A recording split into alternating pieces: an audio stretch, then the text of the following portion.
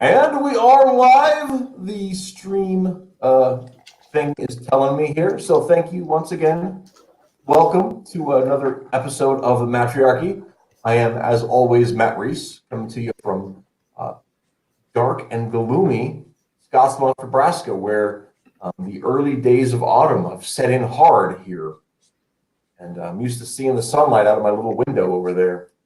But joining me from time zones much darker than mine are, of course, our tonight's guest moderators, number one Marmaduke Fan and Carltoons. Thanks for coming on, guys. Thanks for having us. Thanks for having us, dude. Absolutely, absolutely.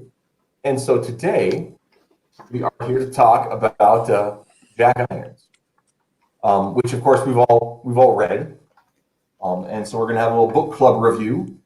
And there in the background, we'll have some people. We're going to have Cody on in hour two to discuss what we've talked about.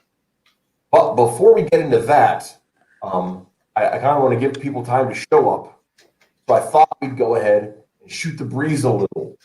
Unfortunately, I didn't come up with any topics of conversation when I came up with this brilliant idea. So how are you guys doing? I'm doing good. I'm hanging in there. Oh, good. I love the open-ended question always. Are we gonna sit on the couch and like talk about feelings and stuff? No. Although I had a really awesome conversation about meaning with Matt Krotz yesterday. Interesting. One of my boys.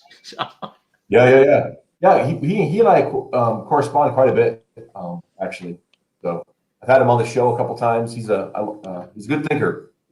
So, and I like to talk to him. I know him from my days, like before I had a comics Twitter. I had a Twitter to talk about like Christian Twitter stuff. So it was like a My Little Pony with like a Reformation hat on was my character. So I ran into a lot of like the Reformed cartoonist types. I was unaware there was a specific Protestant hat. I think that like John Calvin and Martin Luther's hat, I think that'd be the closest to Protestant hat. Okay, so like the skull cap thing. Yeah. See, I just know that from Monty Python's Quest for the Holy Grail.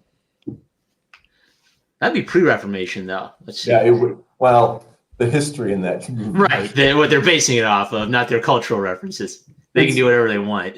Monty Python. All wrong. There's no single accurate thing. I first saw that when I was 3 years old. I think my parents thought I was too young to understand what I was seeing. So I was scarred for years by the guy getting his limbs cut off before I realized it was supposed to be funny.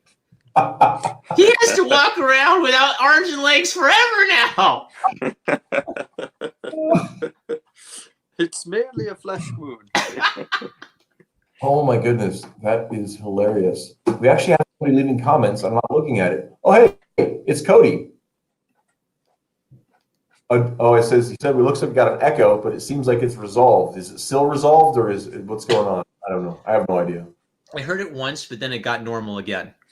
Yeah, well, I don't know if like my computer wasn't picking up on it, and then I don't know. I'm very low tech here. I use the camera that came with the thing and the microphone that came with the thing. Ironverse says it's resolved, so I think we're set.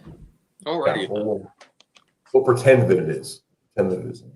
So before we get going, we'll just go ahead. It's been a few minutes, so we'll start talking about it. But I was going to show off a little because as you remember, Marmaduke, I'm doing. I sold a couple of postcards through our Indiegogo campaign. Right. And here is one of them. Up there. Dope. Oh, nice. Are you going to keep a record of all these for like future art books and stuff? Yeah, I'll probably scan it in when I get done with it. Nice. That thing. And then here's an unrelated character from our universe that has only been seen once before. This is Nice. Smith, International Man of Mystery. So, how many do you have to do? 2. 2. All right. I just have to increase. I might be 1. I don't know. Don't dox the addresses. No, yeah. It's fine. Hey, Easy Bake Coven has joined us. Nice. Oh, that's nice. Yeah. That's really cool. I didn't, So do you like set this thing up with your YouTube so that like it connects and shows you people who are here? Well, it actually, I can see the chat do that. So if somebody, it syncs the chat on it over in the screen there, so I can see it when it has it, and then it allows me to just pick up and mention it. I can share these little screens across here, the little doodads there. Oh So, man, that's a really tight feature. I should I also here on the StreamYard, I can also use banner, install banner here, and I can pick one and say, hey, you should go visit my webcomic at forcesofgoodandevil.net, Nice. where I should be having some more content up tomorrow.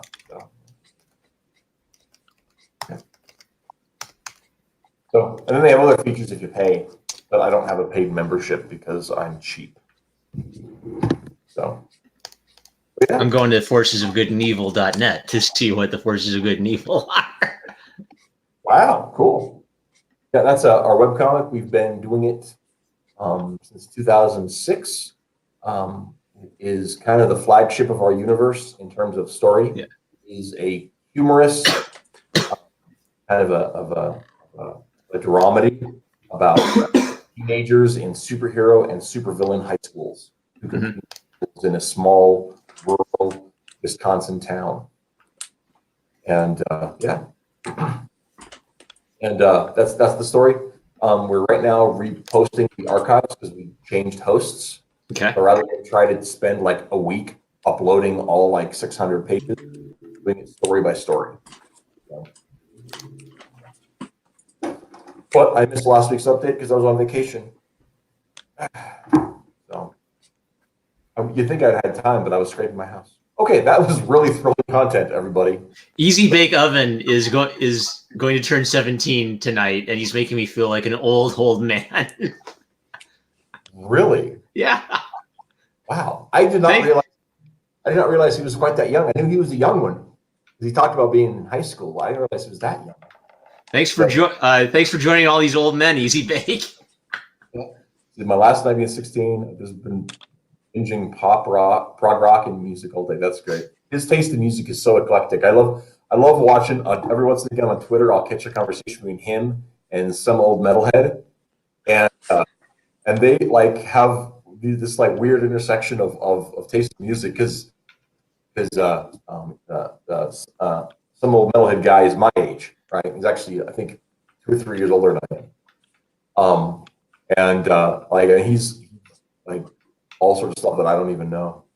And okay, and for the record, I have this conversation with Marmaduke all the time. Nobody here is old enough to be a boomer. If you're using language correctly, but if you're using language as a form of slang, then we're all boomers. We're all boomers. We're cursed. Speak for yourself, man. I'm hip. So yeah, Carl's too cool.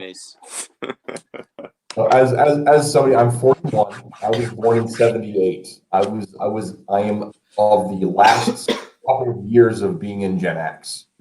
Like people 2 years younger than me are full on millennials. Huh. So no, the baby boom was over before people much older than me were born. I didn't realize Gen X was that old. Yeah. Oh yeah, we're old. We're Gen X was the way I like to explain it to people is that Gen X were people that were born between the summer of love and the death of disco. Okay. So so they were too young to have like formative experiences during all the crazy times, right? It's kind of like how people say, well, you're a Zed if you don't have conscious memory of 9/11. They're basing it off of experience rather than a decade. Exactly. So that's actually a good way to frame it. Yeah, I mean that's because that's when the baby boom. And actually, there's some there used to be they kind of stopped using it, but there was a term when I was growing up called the baby bust, because from the end of the war until about 54, there were just millions of babies that were born, and just millions and millions of babies that were born, and then it slowed down drastically between 55 and like 63. So that was they called that the baby bust because there just weren't as many babies being born because everybody had their post-war babies. Were busy raising them and all that kind of stuff. Right. But the shared experience was the thing that kind of anthropologists have kind of stopped using the baby bust period because they had pretty much the same cultural experiences as the boomers. And so my parents were young boomers back in the day anyway. And then I was born 20 years later as a young Gen Xer. So, but anyway, that's not what we came to talk about because I'm really good at getting off track. We're here to talk about jack irons and just really tear in through this is going to be hard. Brutally honest, roasted. Well, you might be too new to comics to remember this, but do you remember Nurkish's roast of Jawbreakers? I did not see it. No, you missed it. Oh gosh, that was amazing. Well, here's the thing about that is like I didn't really. I'm not a big edgelord guy. Like I don't have a lot of patience with a lot of edgy humor because I think it's a little cheap. So I wasn't really keyed into Nurkish early on because I was like, I think I'm just going to avoid that whole thing. But I caught him on a couple of streams with Doug TenApel, and I'm like, I got to see what this guy is about. And I started watching some of his reviews and everything, and then like everything happened that we talk about in this show, and he just nuked all of his comic videos. And I was like, I was just starting these. I think some of them might be on his Patreon, if I remember right. They might, but because they're not as the thing is they're really not as edgy as they could be. Some of them are, but some of them are just like garden level edgelord stuff. So sometimes you get edgier stuff from Matt Wenger than Nurkish did sometimes. Anyway, and I got okay. So, but so I didn't actually see the Jawbreakers roast, which is unfortunate. And the thing is, I'm honestly not much of a roaster unless it's something that I feel is super egregious. Like, tune in a couple of weeks, I'm going to have Dan on, not necessarily 2, but sometime in October, Dan Sakharov is coming back on, and we're just going to talk about Star Wars until we get sick of the subject. Oh, nice. Actually, Dan was giving me a few super chats, so I know the name. Yeah. Dan is the guy. He's the writer behind Adobe Kroger. Mythoverse, and nice. I love the Mythoverse. He did Molly Beans and all that stuff. And we got off on a little tangent last time he was on talking about Star Wars because we're talking about being dads and sharing stuff with our kids. And I was just like, we're having a whole Star Wars show. That's happening. There's Molly Beans fan art in Jack Irons, I think. Let me see if I can flip it. Yes, which is a good segue back to what we're talking about here. By More Than Night, Manimations Inc. did an adorable. No, that's not the Molly Beans one. Okay, the Molly Beans one is by just Molly_Beans. There we go. Yeah, and that was his Twitter handle for a while. But Adobe Coda puts up Adobe Kroger was great, and he's not at all biased because #Wicked Comics. So that's great. I love that. But no, I said it's going to be I think it's going to be a hard one to really dig into, especially the first issue, because from where I am, I think Jack Irons issue 1 might be the perfect first issue or a perfect first. What are your thoughts, Marmaduke? Well, I thought it was quite strong. I read it a year ago and I reread it today. I read the Tapas version when Cody was first doing the rounds trying to find YouTubers to talk about his work. And I was really impressed by it. I mean, number one, I like cowboys, I like westerns, I like characters named Jack, so I instantly kind of made ooh, Samurai Jack maybe kind of connection. And let's see, his artist, whoops, if I don't keep dropping my comic and danging it up and ruining my OCD forever. All right, Maxim has this really sweet kind of, I don't know, for a character like Jack Irons, his look is really important. I think he's got to look rough. He's got to look cool with the cigar in his mouth. And Diallo puts a lot of grunge and texture into the characters. I thought it was a great issue in the sense that it, established a bit about the world, it established the character, and then we just got to see him like fight a giant robot in kind of a cool way, and take control of the room and be a cool cowboy dude. Carl, I feel like I'm like a creep who's like memorized all your comments on the internet, but I just happened to see you commented on this a year ago that you loved it. It was one of your favorite comics on Top Boss, but I think you mentioned like how some of the transitions between the past and the present were maybe a bit awkward. It could have been a little bit more clearly delineated. Does that ring a bell? It was the very first transition between the two. The very first transition between past and present was the thing that really caught me off guard in the original. Right. But in this version, because of the differentiation in color, I'm able to more easily tell the distinction between the past and the present, because the flashbacks use very different color palettes from the present color palette. Yeah. From yellows to the bright reds for the future. Yeah. And that the colorist is Matthias Laborde for this one. Yeah, I really was impressed by the colorist. I remember being so excited when they got that stretch goal. And there are even some like really minor things where some things aren't 100% clear in black and white, and you can just see where the colorist came in and made a tiny little adjustment to help things pop, or to help certain things read a little bit more clearly. So it's an excellent visually, both colors and underdrawing. It's it's one of the most impressive comics I've seen coming out of indie comics, actually. And I have to agree with the coloring aspect 100%. I did not see the black and white version, but the way they use color to emphasize distance and space and placement, I think you'd have a really hard time getting as poignant a product in a black and white book as this presents with the colors in there.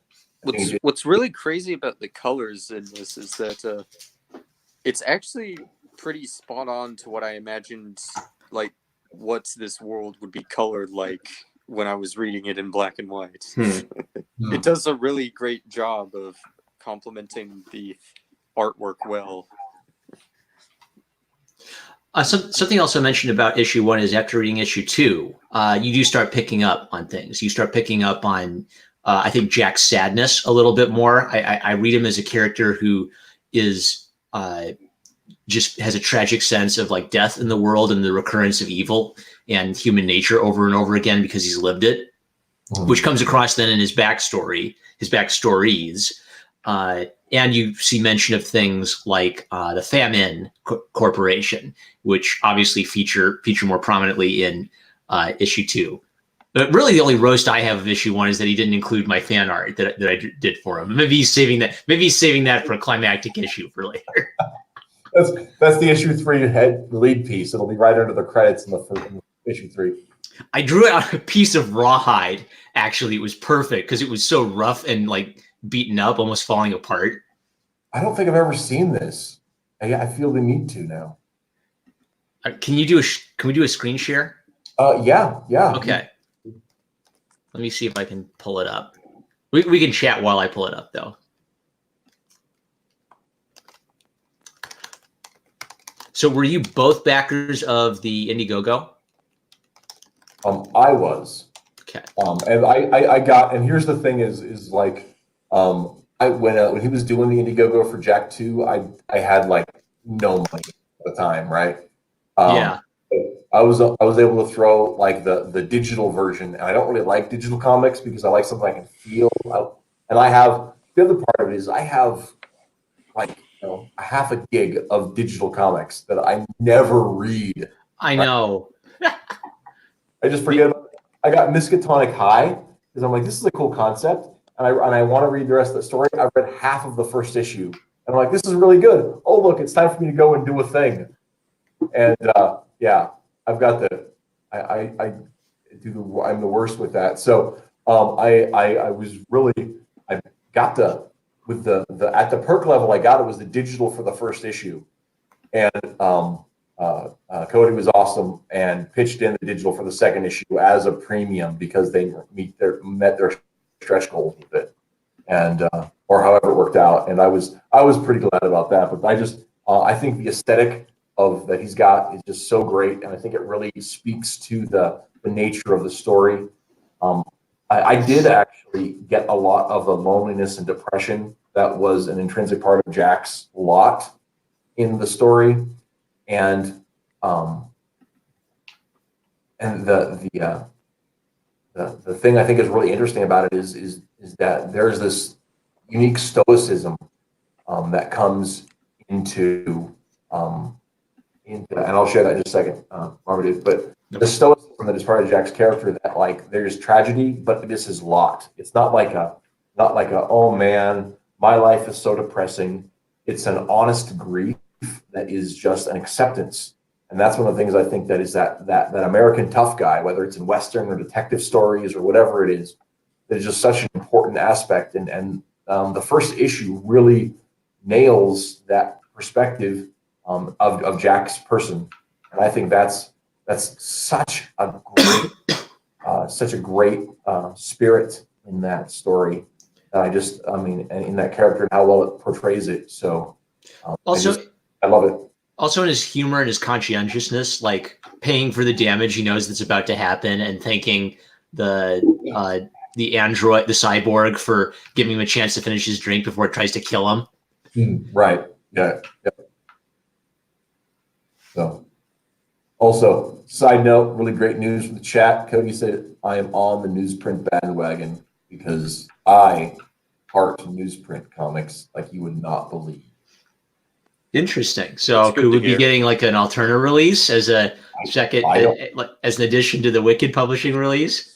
Yeah, I don't know. I don't know how we're looking at that, but I would collect Jack Irons in newsprint too, just to see how it looks on that format. Wouldn't it be great? I know it would, because the way that they use color, the colorist, and I don't remember the name, is very, very similar. The colorist Alterna has on the 12. I don't know if you're familiar with that one or not. I'm not yet. It's two different colorists, actually. Steve Cannon is the colorist for the second issue, and that's a different name. He matches style well. It's a good fit. So, and I like the way that use of color would look awesome on newsprint. So I am all on board for seeing a newsprint release. Hint to the chat. I'm all for it simply because I love newsprint. I love it too. I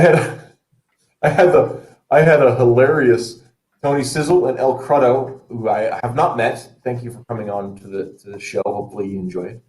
But I had a funny comment about newsprint, and I will share.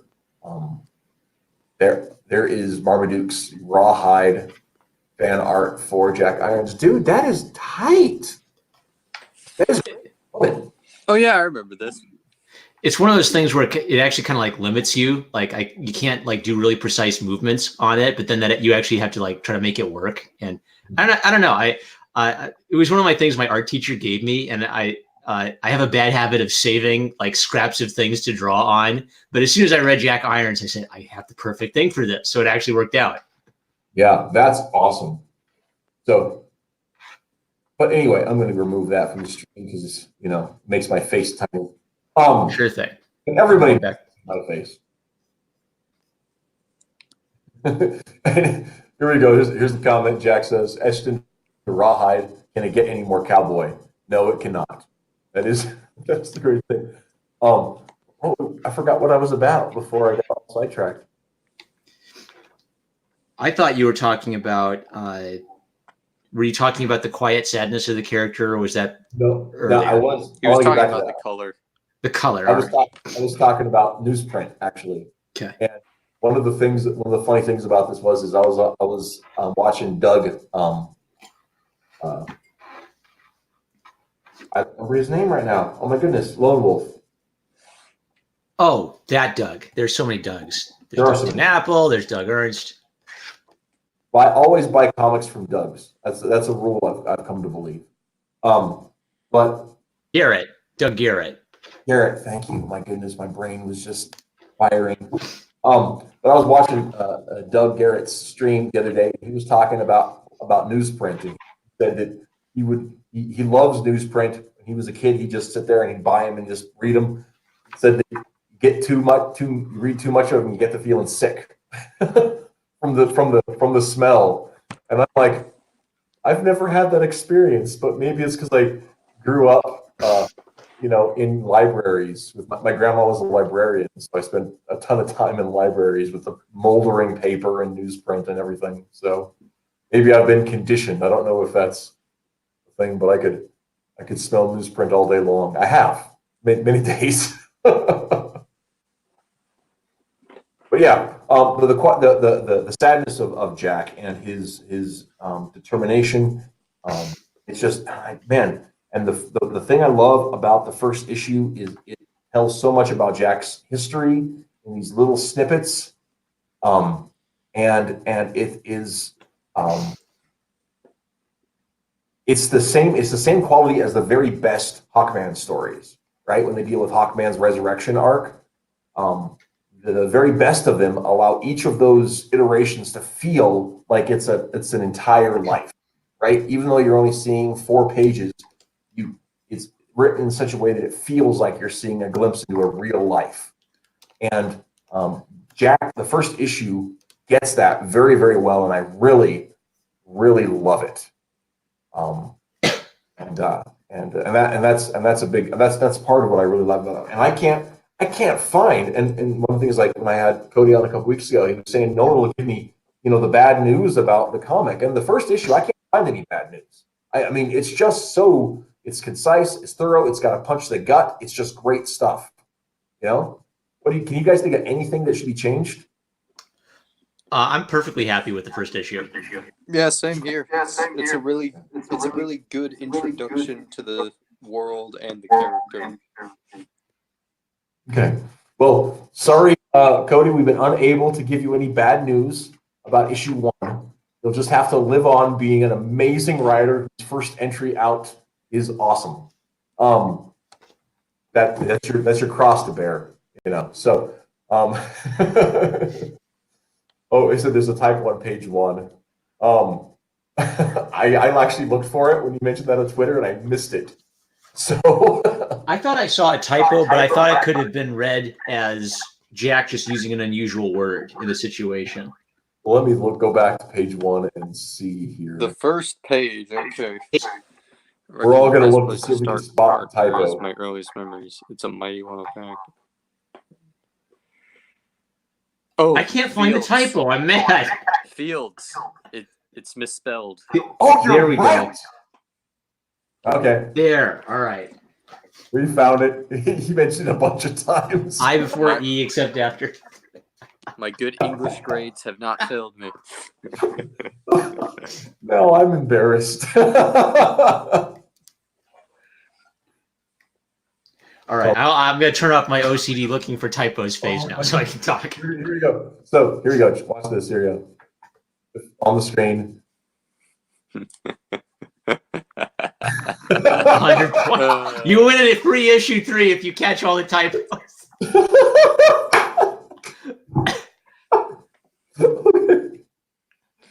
Oh my god! It's what we do instead of paying our editors. So here's that's funny. So here's the thing, though. Here's my excuse. Clip Studio needs spell check. Alcredo says you are not wrong. Yeah, it really does. So, here's the thing about that is so interesting to me. This is my excuse. Back to this.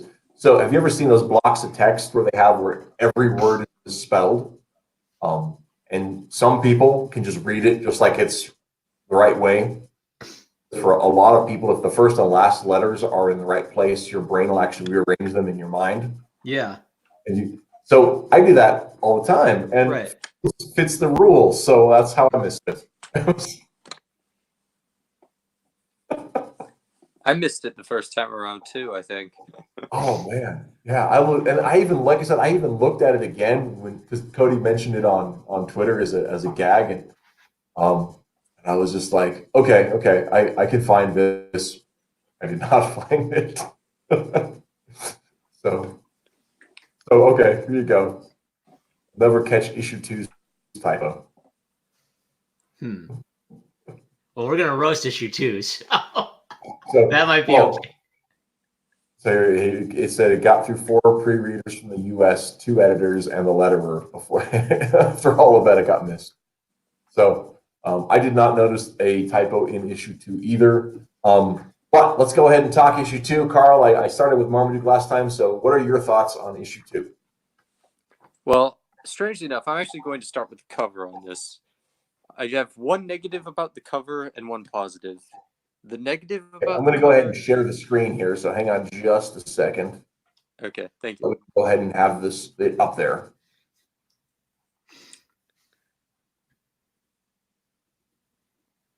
No, not that one. Sorry. I gotta change the screen and to the cover. Whoop-a-doo.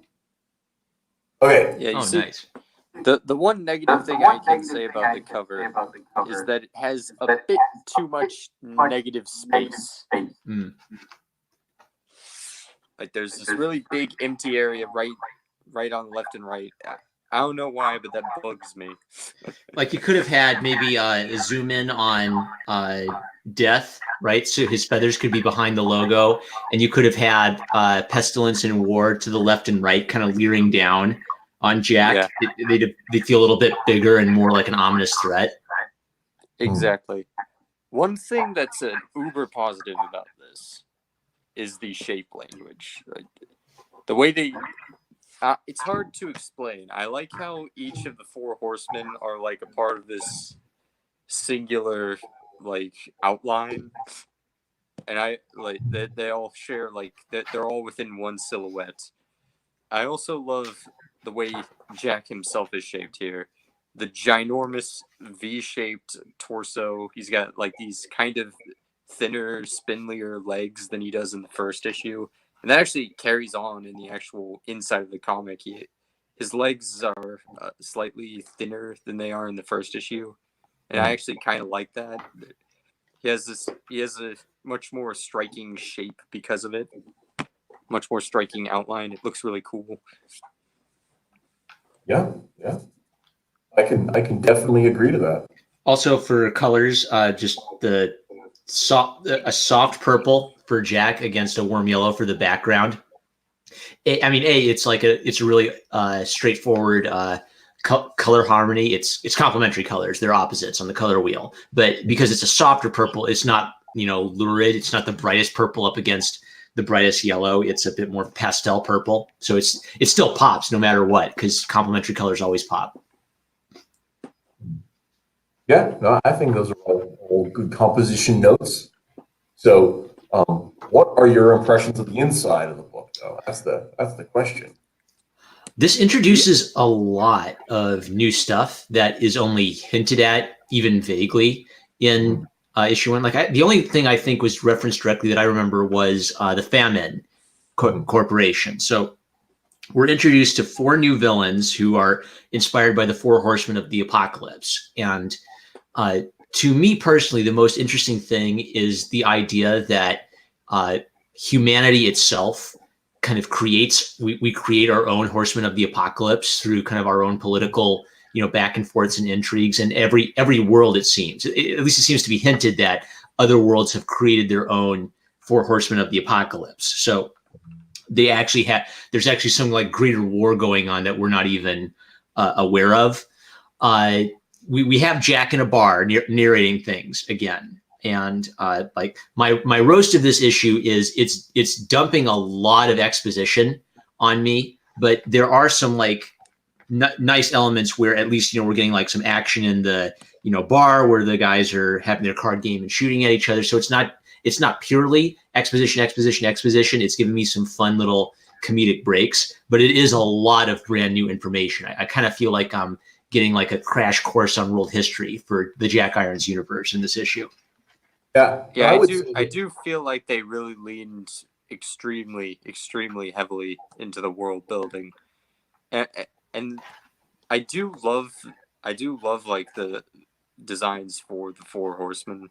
Again, there's There's an interesting the way they use shapes, especially with the way the characters' faces, each of the four horsemen's faces look. It just says something about them immediately. Yeah. But if there is one gripe I have with how they're introduced, it's that they're introduced through a lot of text. And that would be actually, if I had a complaint about the second issue, it's not. So here's one of the things about Cody's writing is that it's his voice, right? And you guys know what I mean by Yeah. Yeah. his voice is awesome, right? He has a great way to frame a narrative sentence. There, it's super evocative. It's that way of old timers telling a story where they hint at more than they say, and they say more than you think they're saying, kind of a thing. But the concepts are so high science fiction that even though there was quite a lot of expositional dialogue, which I didn't feel felt out of place at all, it says that it's that they're still left with so many questions about it, right? It's like, are these spiritual entities that are forces of some sort of bizarre creation? Is it the use of alien meddling? They just evolve because societies have the same kind of broken tendencies. There's just so much about their nature of it, and I mean that, and that could be stuff that could be explained in future installments. But that was the one thing that stuck out to me as sort of like, I'm not sure I understand what's going on beyond the narrative, beyond the flat narrative of the story progression, right? I mean, you understand how the world was ruined, who was responsible for that, but there's no motive spoken that is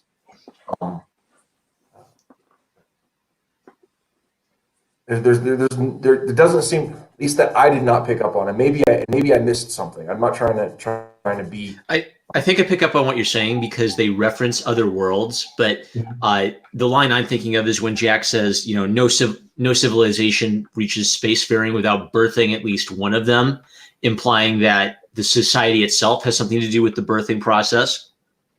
And then there's also the kind of this interesting contrast where the four horsemen seem to try to actively oppose things which threaten them. It's a form of protein. And Famine clearly didn't want that happening or didn't want that spreading around, so he gets eliminated, right? So they do seem to be like conscientious. The four horsemen do seem to make decisions, but there also seems to be a vague sense in which we've brought them about. One of the interesting things to me was the idea of the four horsemen playing off each other, where I'm used to seeing them as like a unified, you know, all four of them serve Satan. But with this, we've got maybe more the idea that, you know, war likes, you know, fighting, and then the fight leads to Pestilence having the opportunity to, you know, speak to the UN and promise to end the war. So it's sort of like they're almost at odds with each other and they play off each other, and humanity will turn to one to try to counteract problems they're having with the other. So war leads you to pestilence, pestilence leads you to famine, famine leads you to death. And death leads you to more war. Yeah. And I also like how Death himself, it's one of the most mysterious characters in Revelation, because I've even heard some people say they don't even know if Death should be counted as one of the four horsemen, and he's basically just like a presence in the story. Like the other three, you can kind of see, oh yeah, like they like to swing swords, they like to appear at the UN, they like to administer rations, and Death just shows up at the battlefield almost to collect the souls. So there's a sense to Death that he's almost like, I don't know if he's bigger than the other three, but at least he's harder to pin down than the other three. Yeah, and I mean, and that's definitely. I think there's something to be. I do one thing I do have to say is just the design work on these is just so They're iconic. They're iconic design work on these. Each and every one of them is just fantastic. I love Death's design. I love how his horse is cybernetic and has all these glowy bits on it. I love And once I love again, his sort of I love his sort of Native American headdress that he has at the back. yeah. And I once love again, I do want to take time to highlight like this, the screen page I've got up there, that use of color palette to determine, where things are placed within the context of the story, how we're looking at difference in place and time because of the colors. That's just it's great work. It's an artistic triumph as far as the art goes. And Cody mentioned earlier, you can't complain about his art team. They're amazing. Yeah, it's just this is some of the highest quality stuff I think I've seen in an indie book ever. I don't know if I got the digital. I wish I'd gotten the digital edition, actually. Even though I like the physical edition, I kind of like seeing the uninterrupted art on the 2-page spread. Look at the 2-page spread. Look at that. My God. I really like this page because this is like the I need like I call it like explain it to me like I'm an idiot scenes. So these are the 4 horsemen, and this is Jack literally like showing me with pictures. Here are the 4 horsemen, and on one page together in a giant X, right? So thank you. I needed that. So, so yeah, I say if there was, if there just the only real complaint that I had for the work is that I just felt that there's just so much, and in the chat, Jack mentions that it's supposed to be a single tale with the first 5 issues. Okay. And so a lot of some of those pacing things that I talk about are things that they're part of number 3, number 4, however that works out. And that, once again, that's the one thing is just it seems like. Okay, that makes sense. That's why the story kind of felt a bit decompressed. Because there's to be more to it. Hey, that makes sense. This out. Cody says, Marv, since I can get you the link. Since you backed the physical, you are owed both issues digitally as well. Oh, and I probably just have never checked my email to make sure I got the digital comics. So that's not a comment on whether you sent them or not. That's just a comment on whether I've checked my email or not. I want to return to Jack Irons, the character. Yes. Okay. And excellent. I really dig that there's just like a simple story of him like finding a little girl while he's basically drunk and still trying to save her. To me, these are the kind of things that are the heart of the character.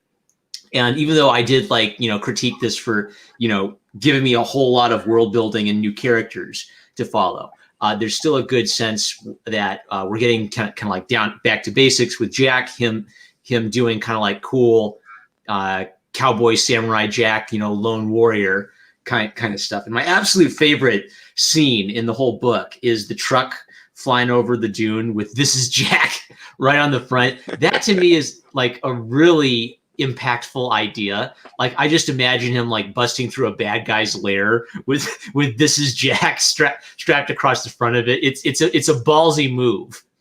And I loved everything. And here's the thing: is I loved everything about that whole sequence, right? So he goes. It's very Mad Max. It is, but it's also. I mean, this guy's got 200 years of life behind his belt, right? He's learned everything about the whole thing. He's become, part machine through the process of it all. So he runs into this busted up car, and he's like, "I'm going to make this son of a bitch work," and and so he is. He repairs it because that's the next inevitable stage. So I think that's I love that. I love that whole reclamation of somebody else's garbage to be the thing the savior uses, that MacGyver, if you will, aspect, if you will.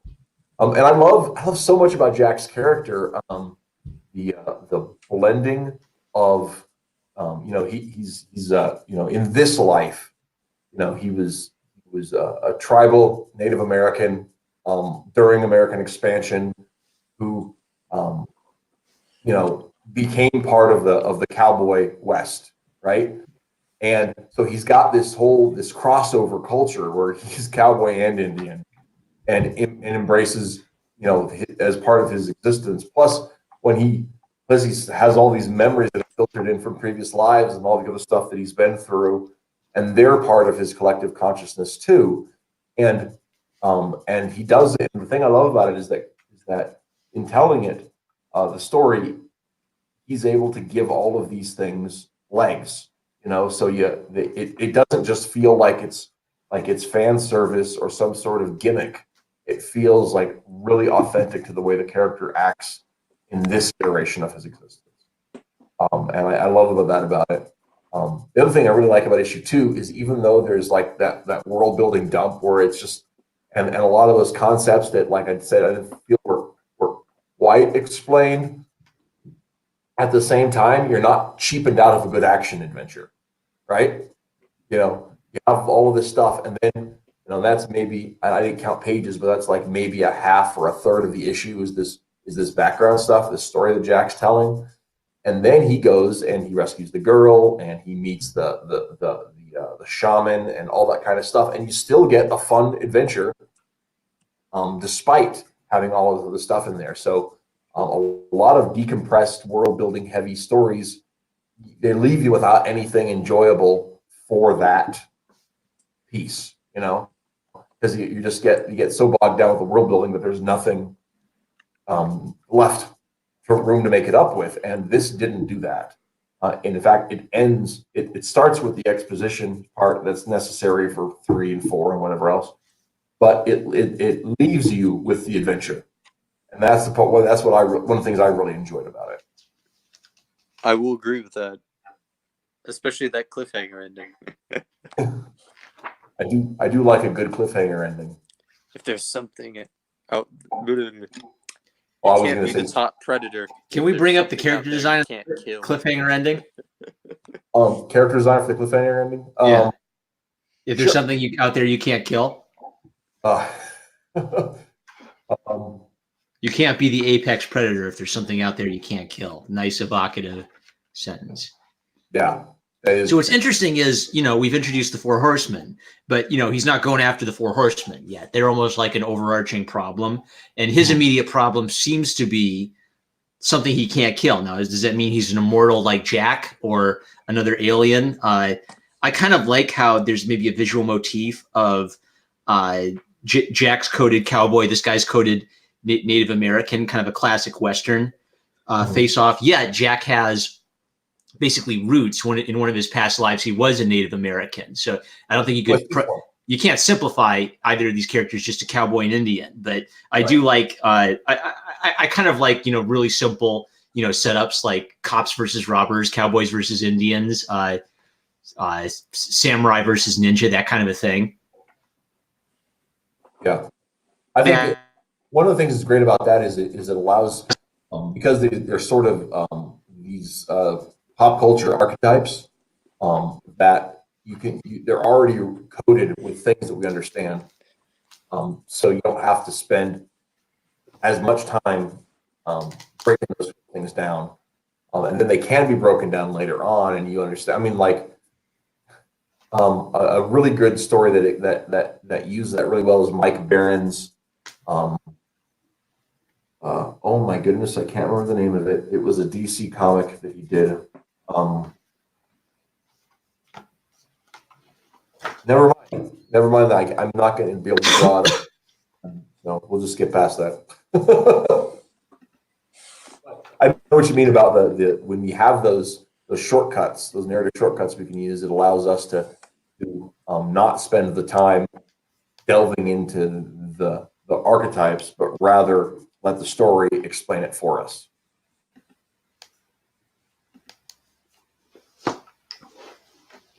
I was also maybe interested by this is one of the things where I'm not quite picking it up yet, and maybe it'll get expanded on, but it seems like because the 4 horsemen are kind of like a world-ending catastrophe problem, it seems like we've basically been quarantined by greater alien powers.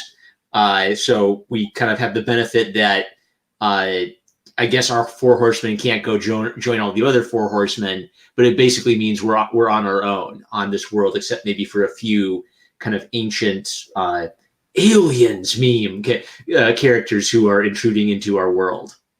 And I like things that, like, Jack seems suspicious of alien characters, of telepaths, and yet there's this maybe understanding between him and the shaman character, because they both have lived long lives. They both have kind of like this broader perspective. on the human race. Maybe they understand each other to a bit, even if they don't entirely trust each other. Right. And I actually think that's one of the things too.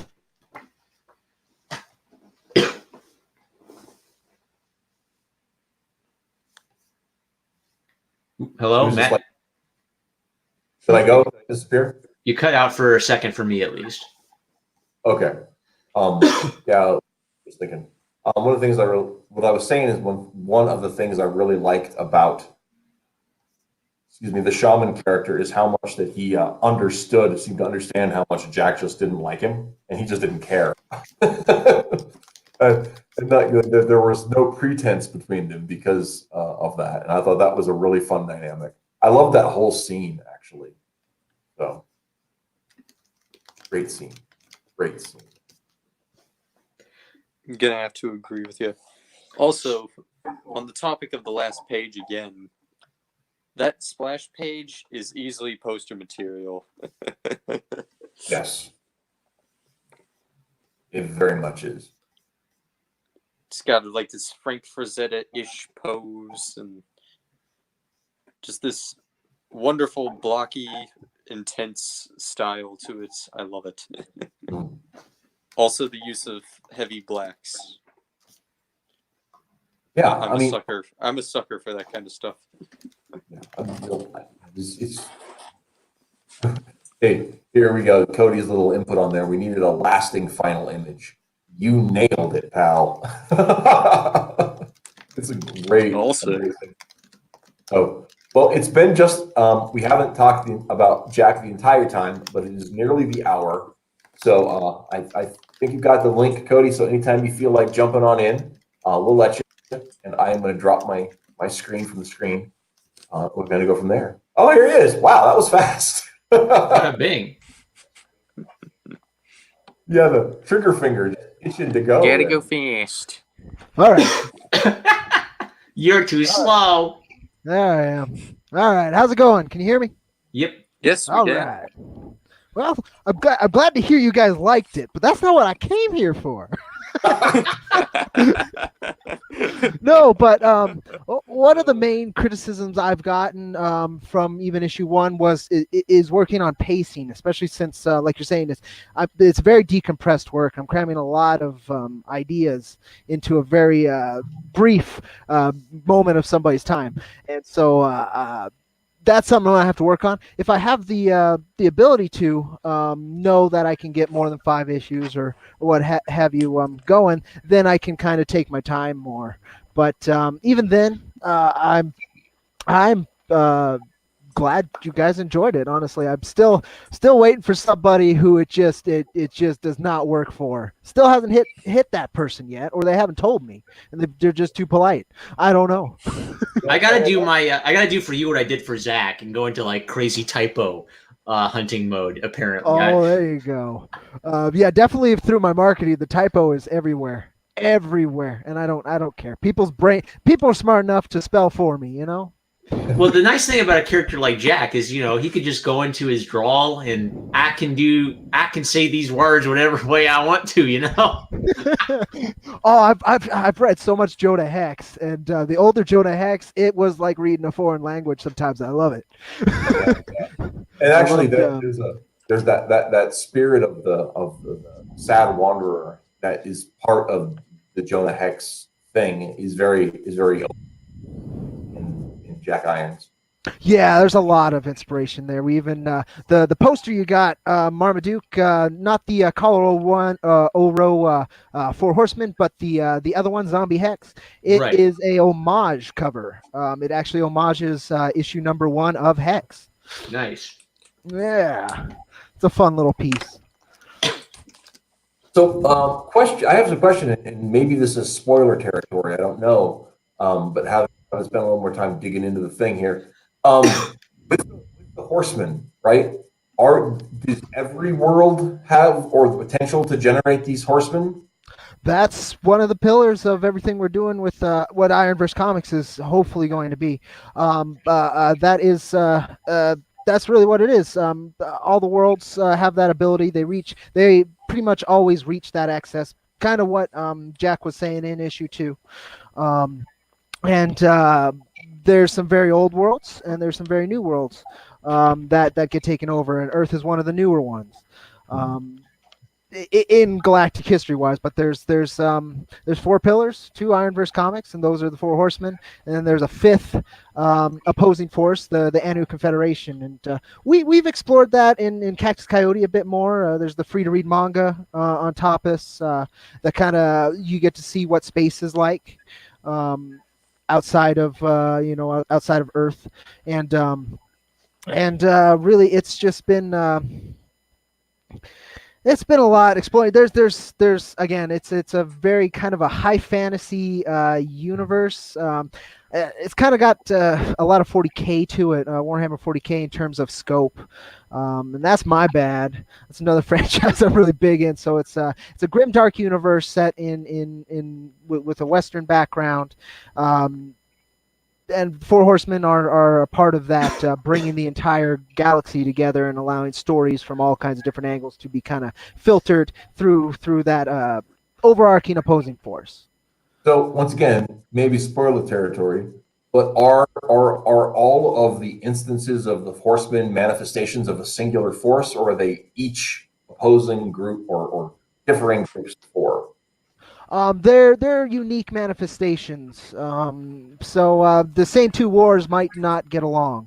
In fact, there's a very high likelihood they wouldn't, and it would have to be destruction and absorption instead of a willing alliance. But some would willingly ally.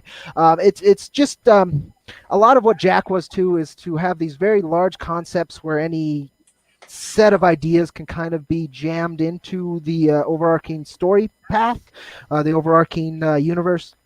And so I try to leave those doors as many of those doors open as possible when I'm creating any of the rules of the universe.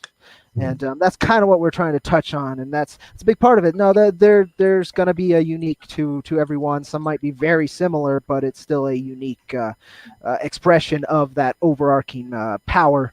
And the goal would be to explore further into those roots of what is this power and why is it doing this and all that. But that would be much further down the line than what I'm trying to do with this first arc of Jack. And that's if we're lucky enough to get that far. Could you explain how Cactus Coyote ties into it? Because it's a very different art style. So I actually didn't know that it was in the same universe or series as Jack.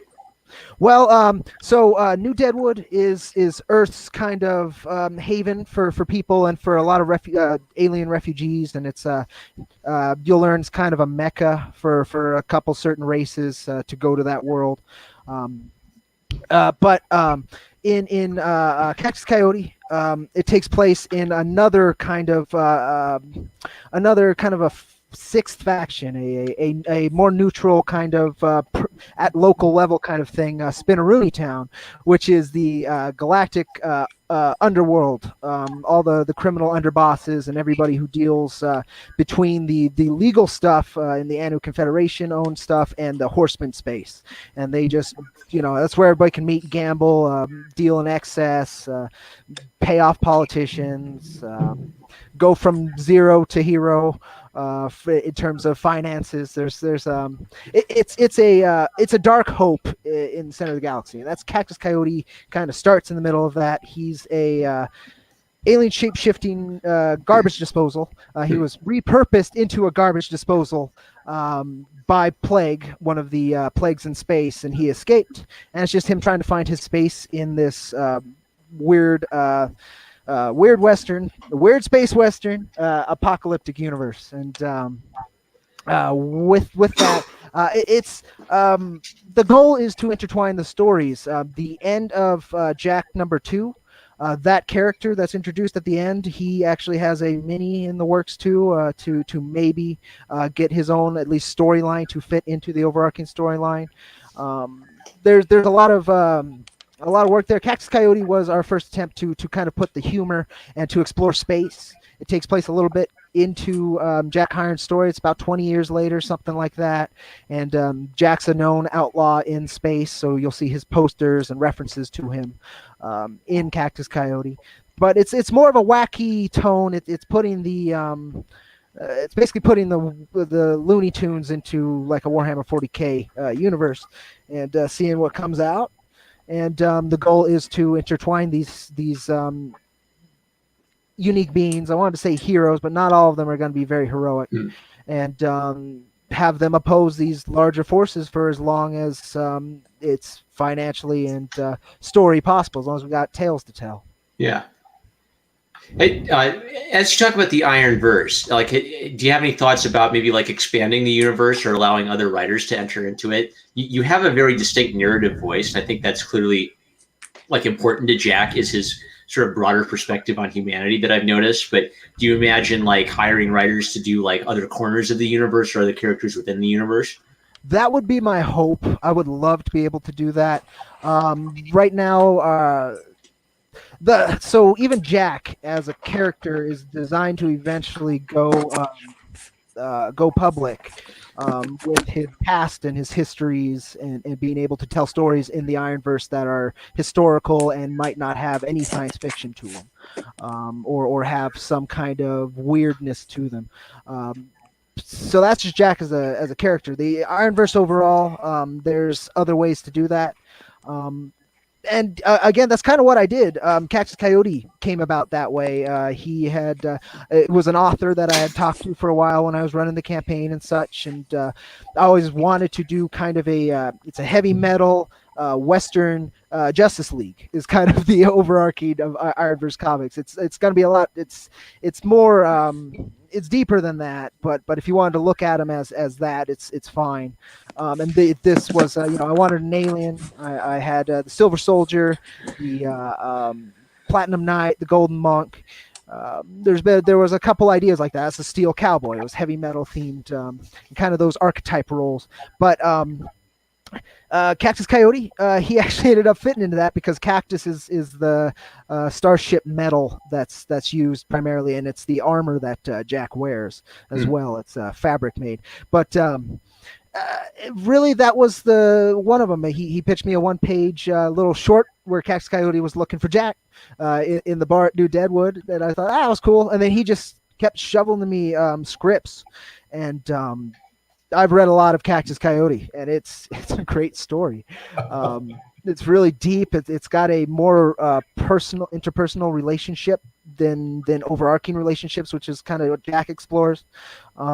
It's got more of a down on his luck, but very self-confident feel. It's got the wacky anime bit to it. I don't know. I love it. It's such a different spectrum from Jack, and he's been able to integrate and help form the overarching rules to the Ironverse, and more we're able to write, the more interwoven and concrete things will feel, I think.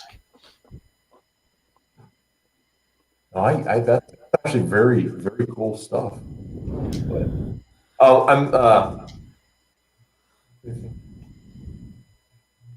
I had a question in my head, and then it didn't quite shape itself before I started talking. That's all good. So you said this particular story is planning to be 5 issues for the first Jack tale. Is that a thing where you'll be looking at? Is Jack going to be getting into space by the end of that, or is that what's the sort of that? That's gonna, like, all the space stuff. I love talking about it because it's where the ideas are forging, and we wanted to get a foot in that door with Cactus Coyote when we ran the campaign. But it's tough to get that going, and even the 5 issues. So I want to tell a story. So if it's up to those 5 issues, great. I'm signed, published up into that first arc's done, and I'm going to tell a story from beginning to end, and it's going to have an overarching feel of what I want to do with more time if the customers and fans want it and are able to support it. But really, it is. unlikely that he would be into space by that time. It's just it will be more of an exploration piece of this character. And if it stays that way, that's just what it'll be. But otherwise, then we will open it up, and I would say it's about 2 arcs into almost all of our titles before we're into space, and we've got some kind of hopefully a team book going. But again, this is it's fun to think about these things, but you got to take a step every day, and some days it's harder to do so than others, and you never know. Cough. You can use my OCs in Team Up Stories with Jack. Cough, cough. Oh, absolutely. No, that's great. I don't, again, I'm just very thankful for you guys for doing this, putting the platform there, taking the time to enjoy our work and to put it out there and make sure that it got made. It means the world to me. And really, this whole tale, it means the world to me as well. And I'm hoping it can continue to connect with people like you, and I just hope I can keep improving. That's why I want to get a couple more kicks to the shins, but I got plenty of time for that. So I'll take pacing, and I'll take maybe getting a bit more action in there, being a bit less exposition-y. And I don't know. The art for sure. I'm keeping this art team together. So one thing to consider is, now that you've given us a lot of exposition, you can now have vignettes within this universe. I just imagine Jack running into one of I imagine that any one of the 4 horsemen is a world-ending catastrophe type of foe to face, even for a hero like Jack. So I just imagine Jack running around helping people, and the presence of the 4 horsemen is clearly felt throughout the world. So imagine just him bumping into one of them, and even for an immortal guy like Jack, these guys are bad news. That's one thing I haven't done for issue 1 and 2. He has not fought anything that wasn't more like swatting a fly. Yeah, and I'm trying to show that. Issue 3, folks. That's what you're seeing. I hope I deliver on that. The script is with the artist, but I gotta get the right timing for the campaign, because I don't want to swing and miss again. And issue 3, that's really what we're doing. I'm hoping we're giving you a kind of a clue of you've seen the world. You couldn't live there. You probably get destroyed. But Jack, it's not a problem. But then again, have you seen the whole world? That's kind of what I'm trying to do with issue 3. This might be a bit. Oh, go ahead. I was going to say one thing too about the expounding on the exposition, expounding on the world building a little bit, is some of the questions that I had about what are these guys, what is their position, how does this birthing happen? Some of that stuff can be just really slight on the side too. So if you're looking at somebody asked a question about what is Famine Corporation, or why they have the food, why don't they share it, or something like that. You could give us the little snippets of things that kind of answer some of those questions. And I would love to see while there's some sort of master plot with somebody in the background. I mean, it's really, especially Plague and Famine, seem to be very involved with the whole the international conspiracy to everybody poor and sad. Yeah. Yeah, very much so. It just took a little while for Famine to go over to Plague and be like, okay, well, I guess we got a chance now. We're kind of screwed. This guy's feeding everybody and got it out. And that's Prot ends up being super important to the entire Ironverse. Is another kind of a thing that I had to imply but not get bogged down in yet. I noticed that there's Prot liquor. Yeah, it's it's the last thing really that's edible on Earth, and so he who controls it really controls life. And there's one free place where it is, and then the rest of the Earth, it's in trouble. There's so many tales to be told. One of the side tales I want to write. I've done short stories also with Ashcan Publishing, so I've written 3 of them. 2 of them have been published. The 3rd here will be soon, I think. And they also take place in Ironverse comics. And one's a werewolf story, how I deal with werewolves in the Ironverse. And then another is a day in the life of a famine worker. And then you should make those perks for future Indiegogo campaigns. You I'm get one of the thinking Dash Can edition. I think I'm going to reprint them in the back of the book, all nice and prestige looking. Nice. I also, with Ashcan, they do flash fiction, so it's also paired to a image. So I also have to get the permission for the image. But J. Paul Cheek did the werewolf design. The werewolf returns in the third story. And the third story is a lot of fun. I'm hoping that'll come out here pretty soon, so folks can check it out. But the two different writing styles. I like doing both, but I never want to write a book. I'm happy with short stories, so I'm a short story I want to do in the future if I get the opportunity involves rebellions within horseman-owned territory. Things like that. So there's again, try to make a universe so deep that you can kind of tell any kind of story as long as it's along those very broad archetypes. And so there's a lot there, and I do like Marmaduke had asked. I do want to open it up to other writers once we feel we have a good enough foothold and our voice was clear. That's the biggest one, is getting that voice clear, and I think that's doable. I think that is. It's just gotta finish what we can.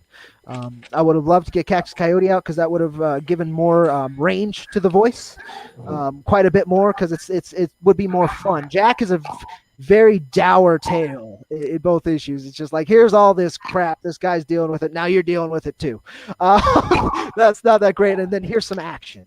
I would like to present more of the emotional spectrum in Ironverse, and that was Cactus Coyote. Again, you can read the manga for free, 40 pages on Tapas. It's fun. It's very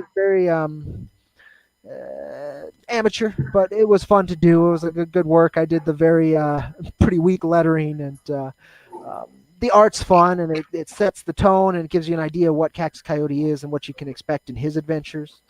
And we're gonna deal with him again here soon. We did 10 pages for an Ashcan with this campaign. We just outright did them. They would have been the first 10 pages of the comic had it funded, but now they can be repurposed a couple different ways. And it's wonderful art. It's a great story. There's so much to it, and that's what we're trying to do with Ironverse Comics. Jack, I've had the first 5 scripts written for him forever, but how I write, they go to the artist, and then I rewrite to what the artist gives me. So the script changes significantly, and so I kind of got to wait till that ball's rolling again, and hopefully here within the next couple months, we'll be looking to get that started. And and you folks can kind of check out Jack 3 and see what we do with Cactus Coyote along those lines, and everything else I've done for Ironverse Comics. And I love the work, and thank you folks for helping me being able to do it. Appreciate You make it work. Yeah. So it's we brought you on about 20 minutes ago, and we've covered a lot of ground in 20 minutes. Probably because you talk really, really fast, Cody. I do. It's nervousness. I'm nervous. I'm a speed talker, so I mean I'm never sure how quick I'm talking on the show or not, but in my personal life, it's really, really fast. So I get that in time. Do you have any kind of projection for when you're looking at issue 3? In terms of the numbers again, well, I found out it would take about $7,500 to fund my art team. Wow. That's lowballing for a couple angles, but and it's a friend price, but so it's a tough fund. That's if we wanted colors and all that. So what I'm thinking the next time is, again, just do what I did with the first campaign. Just try to fund the line art and get folks a digital. And then we can add physical and add those perks as it gains steam, because the main goal at this point is progress. It's been sputtering wheels for a while. I'm so glad the books are finally getting to folks. People are able to read it finally. We were able to get that free print to folks, and the other extras in the digital, and I just that's great, but it's still not forward progress like I would have liked. The Cactus Coyote was another angle that we had tried, and that didn't resonate with everybody, or the word didn't go out. I don't know, so many factors, but we're going to continue down that path, just a different way, and we're going to do the same with issue 3, and projection wise, I'm hoping we got about 425 backers on issue 1 and 2, and I'm hoping at least half of those folks liked what we did and would be willing to support us. With Cactus Coyote, we were able to lower the prices of the issues. I think we can do the same with issue 3. I've been told by different people, though, that lowering price actually just makes it harder, which is true. But I would rather carve out a niche in terms of being able to be supported by these folks again and again than asking for a large, a good chunk, a good half of a nice meal out for just a comic book, And Yeah, it's a weird tough. thing. There seems to be some sort of Goldilocks zone where if you charge too little, then you can't make enough money. But if you charge too much, then nobody wants to give you any money because it's too much. Yeah, and so we tried a very wide spectrum with Cactus Coyote, very wide. So you could get that normal 25, and you get a bunch of perks, 2 variant covers, and poster and a poker chip. But with the base entry was $5 and $5 shipping, and you'd get your choice of either variant for a 40-page comic. And we thought maybe that would hook, but we got about 17 people back, something like that there, and that's a good chunk. But when you're looking for what we were looking for, we probably would have needed about the same amount of backers as Jack. And it's a different environment, and you always have to adapt. And I'm still learning and still adapting and trying to find the correct footing. And at the moment, it seems it's starting with Jack and seeing what we can do with the re-release of 1 and 2. Which those typos will be adjusted. My OCD shall be all right, and we'll be able to tell backer issues from other issues, which is kind of a nice little bonus. But then issue 3, and we'll see what we can do there. Issue 3 has a nice little surprise attached to it from our letterer Vincent Rush, who's also working on Hellseekers for Alterna. He's doing an 8-page mini involving a primary character in issue number 3, and it's a no dialogue comic. It's Nice. a preview of what we're doing for the main comic with that character, and I'm hoping folks really enjoy it. I love the script. It involves a cybernetic Gila monster dragon, and I hope you folks will enjoy that. That alone has sold me. I hope so. Giant cybernetic monsters are an easy way to sell me on something. I like Gila lizards. Yeah, that's what it is. The Gila lizard. Yeah. So, but it's supposed to look like a dragon. It's gonna be. It's fun. It's a Slay the Dragon kind of thing, and I'm hoping it's enjoyable. I really have to say though, I think one of the things with Cactus Coyote, I think there was I think there was a thing where it's not everybody's genre, but I think another aspect was timing. It was just at the time you guys were running, there were just a ton of really Oh yeah campaigns that are running, and I think that's honestly one of those things that it's just like the have questions about the Indiegogo model. I mean, we just ran one right for our Tales of Shadow, and we're working on it right now. We're still on track for a December printing, but it's one of those things where, and of course we're everybody involved is one of our company partners, so we're just doing for the cost of it at this point. Yeah. So it's our barrier to entry is much lower because that's all we're about. But it's one of those things where we had a really hard time getting attention on that project. I mean, I got a big mouth, so that might be part of that. But I mean, at the same time, I think that there was a ton of stuff going on in the sphere as far as the crowdfunding goes. There's a lot of competition. Oh, absolutely.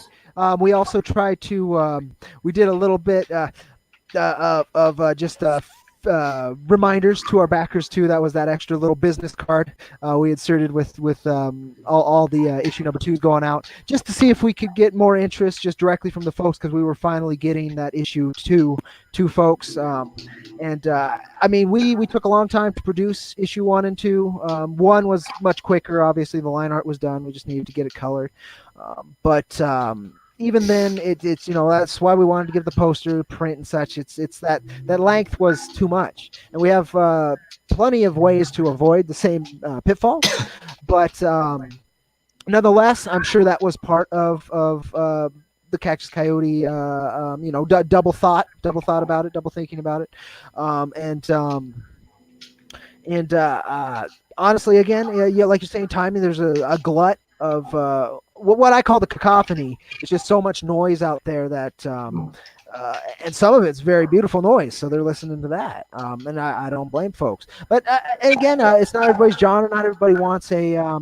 It's kind of a. It's if I had to describe, it's like Ralph Bakski's Lupin the Third in a space western, is what it is. And that's a lot of niche genres, but it's perfect for Ironverse comics.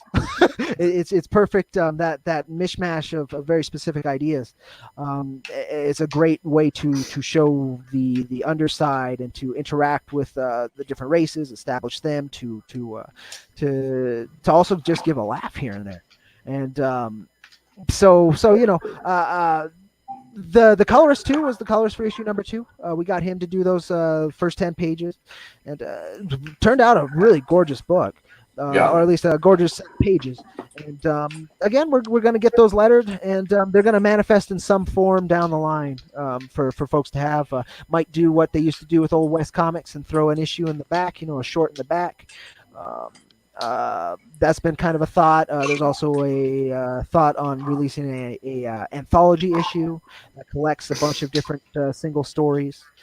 So there's infinite potential. It's the timing and finding the right timing, and then getting the right attention, and then getting people to pull that trigger at the right time. And all of that is just there's a lot of dumb luck in there. A lot of dumb luck.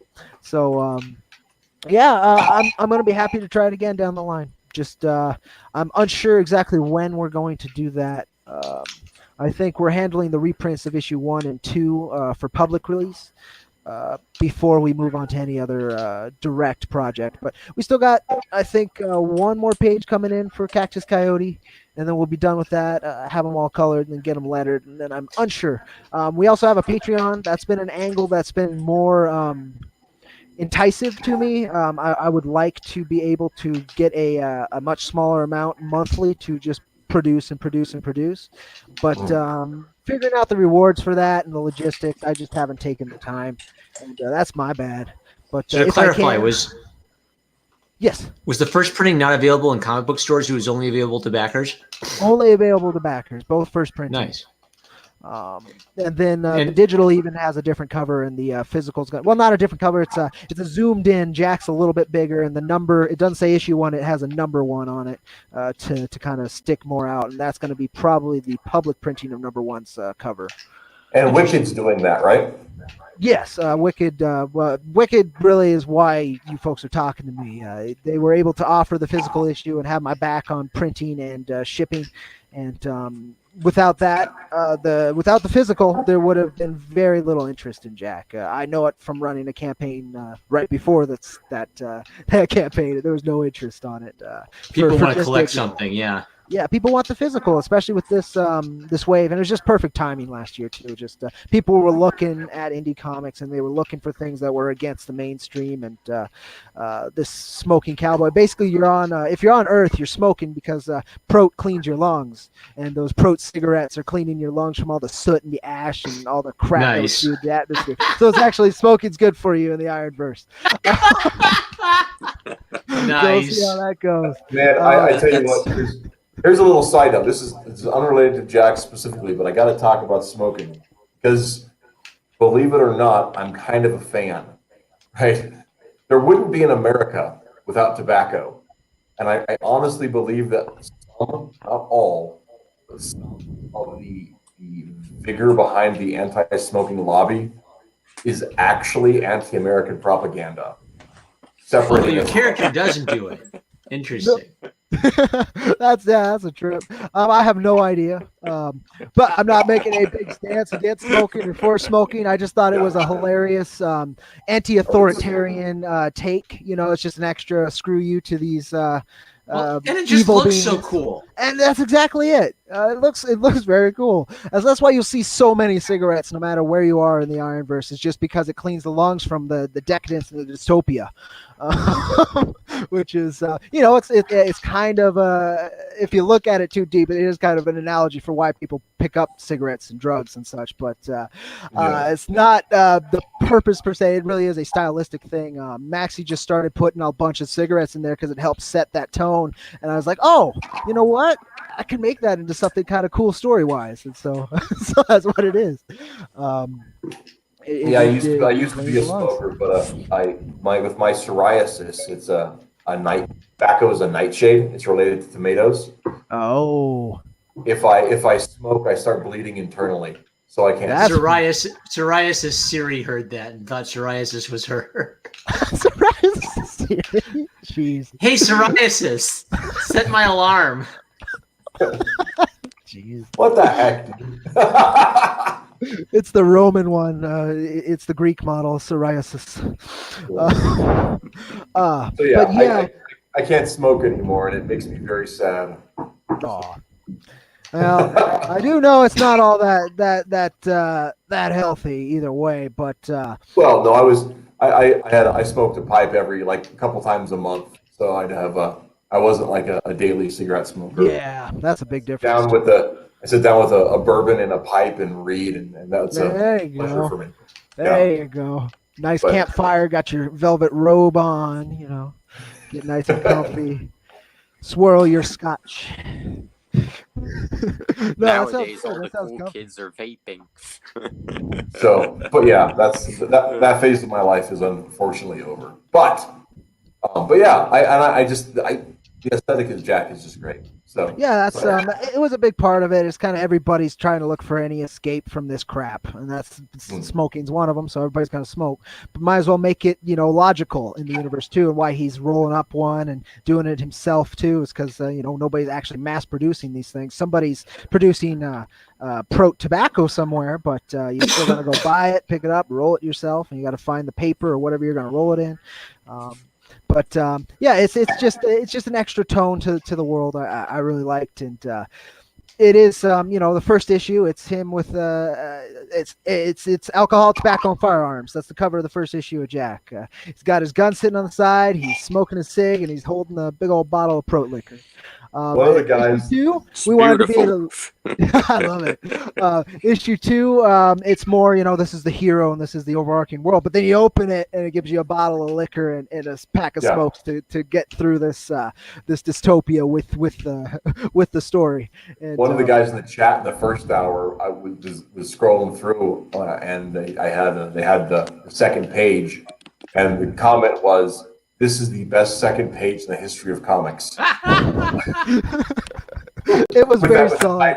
With that title page with the bottle of Jack and the Marlboros. I mean, it's not Jack or Marlboros, but it's generic brand Ironverse.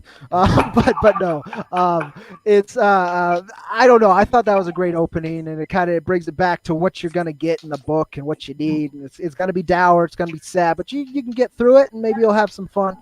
And that was kind of part of that, and I was just happy that came through. I gave only notes on character designs in terms of and panels, what I wanted in panels and blah blah. But he would add or take away panels. But in terms of the visual design, that's all Maxi Dallo just being let loose and getting what I wanted out of the world.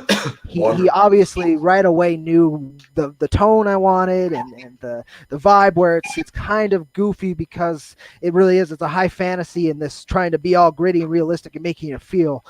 So it's got to have that kind of edge to it where it's surreal, but it also has the grit to carry some heart with it. And his styles, it was about 4 years between issue number 1's line art and issue number 2's. So that's the drastic change in tone. You'll notice he really used a lot more negative space in issue 2, and he went into higher detail on destroyed buildings. And as you said, he did that wider, bulkier, kind of top-heavy Jack design. I'm trying to remember. I think you told the story of like the origin story of how you two met on my channel when I had you on. Could you retell that quickly? Yeah, sure. Okay, so I had gotten some money, not much really, but I was like, okay, well, I have enough, and I want to do this. I want to invest. I want to see if I can do this. And so I started looking. I had no idea about comics, producing comics, making comics. Looked through artists. A bunch of artists gave me the rigmarole, never gave me a rate or anything. And said, oh, we could talk about this later, well, whatever. And I eventually gave up on the basic places like Reddit and Facebook and a few places just looking for artists. God, I can't even remember others. I tried, but eventually I tried Craigslist because why not? And so I put out an ad looking for a comic writer, and this guy happened to be in town, Maxi Dallo. He's an Argentinian. He travels through my area every once in a while, and I freaking met him at a McDonald's through a Craigslist thing and didn't get stabbed. It was great. What really, I mean, we met with the portfolio. We emailed a bit, and he kind of looked at the script and liked the idea, and then we decided to meet. And I brought my loose sketches and my scripts and a copy for him and such. And we just talked, looked through portfolios, discussed a rate, eventually came up with something, and we made our deal right there. And then a couple of days later, we met in the same McDonald's and signed the contracts, each copy, and then went our separate ways. And then he was giving me art for a while there, and we've worked together since. But yeah, gorgeous. An act of fate. Wow. Yeah, that's how it was. The go-go was an act of faith too. At my lowest, I was like, "Hey, what do I got? I got this line art for this comic kicking around. I guess I'll do something with that." And so here I am. Yeah, well, that's pretty cool. I think it's also really cool that you guys have. You talk about having just that rhythm to your working relationship where he just knows kind of what you're talking about, and you're getting that in there. And I think that's it's a neat thing to experience when you have that with an artist. Yeah, I've lucked out. I've heard a lot of writers have different, work with Dollar Coins, the creator of Cactus Coyote, and him working with the artist for that, Andrea Boscolo. He's much more finicky on details and what needs to be done. With me, unless I do not like the art, I'm going to be happy with it, which is a flaw because you're not constantly seeking perfection, but it also gives a little more ease to the artist to feel more free and experiment, and sometimes you can get a lot more magic out of that, like the campfire in issue number 2 of Jack, completely his idea. That wonderful fire with all the shapes and such, and making that into the spread, the talk with the shaman on that page. There's just picking a Bronco, picking a Ford Bronco for the car that he rebuilds in issue 2. Little things like that I just he adds so much to the visual flair and to just the connection. He's doing more of what I want without me knowing I want it until I see it, and it's just perfect. I don't have to micromanage much unless I want something very specific in a page, which is was only twice. You trust your artist? Oh, very much so. As long as they are, as long as they prove themselves, there's no reason not to. And he's been great on everything, but sometimes we've had some scheduling issues. That was part of issue number 2's delay. There was a scheduling issue, and sometimes there's pacing. Sometimes he's very fast, sometimes he's very slow. It's working with an artist. With the pinups, I got to experience a bunch of different artists also. So I was very happy to do that, just to try so many different teams and different people and how you have to work with them. That was a heck of an experience, but it came together in time, though time was redefined a few times. Yeah, I mean, I'm just I'm very proud of what we've been able to do, and I'm glad folks like it, and I'm hoping we can just continue to improve, and you folks will be seeing Jack and everything else that we're doing for quite some time. That would be my hope. Can't wait. I've got to do like a follow-up review now that we've done the chat, so I can. Yeah, so I'm so excited for issue 3. Also, after your pitch on it, are you considering a trade paperback release at all? That would be the hope at the end of the arc, but there's a couple ways we could do it in a smaller, like perfect bound or a square bound. I think a release that would be sizable, but depends on how we want to put it together. If we wanted to put like all the Ironverse comics content into a book, which could be done, it could be already be a sizable little entry, but. We definitely will do a trade paperback at the end, just because it is meant to be binged. It is meant to be read as a continuous story, and because that's how it was written. It was written in a night or two as a single narrative, and so it's being rewritten before it goes to the artist, and then it's being redrawn. It's being drawn Right. and then it's rewritten again. But nonetheless, the intention is to, through all those filters, to do one cohesive, fun journey where you understand this character, you understand his world, and you've seen him do something cool.